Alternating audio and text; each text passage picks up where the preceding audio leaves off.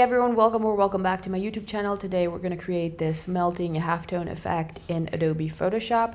Let's jump right into it.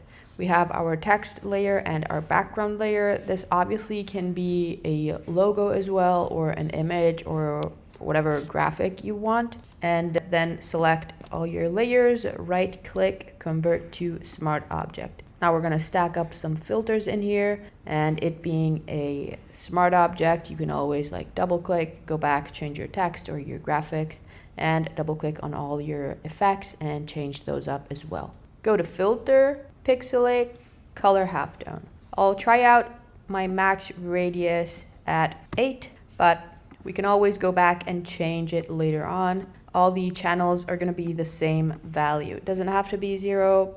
Just they have to be the same value. Press OK, and we start getting this cool halftone. Next, go to filter, blur, Gaussian blur, and I'll go with like 2.6. Remember, we can always go back and change it later on if it doesn't really look great. Finally, go to image, adjustments, levels. We want to push the right and left sliders together to create this sort of melting halftone effect. So you can choose if you want to go all the way to the left or the right or towards the center, just whatever works best for your design. This looks kind of cool. Press OK. If you want to add more dots and more variation, you can add a Gaussian blur effect also before the color halftone. So I'll show you. We can go to filter, blur gallery, field blur, so that we can get a bunch of variation, and we're going to add a bunch of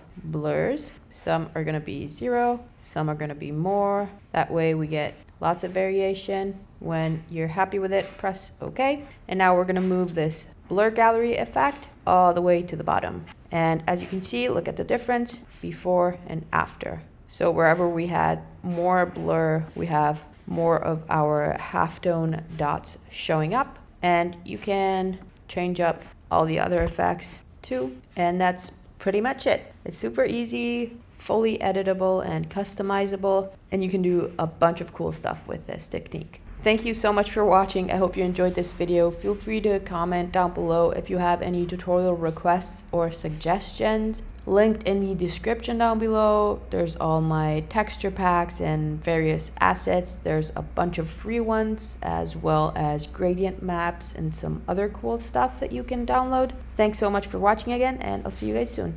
Bye!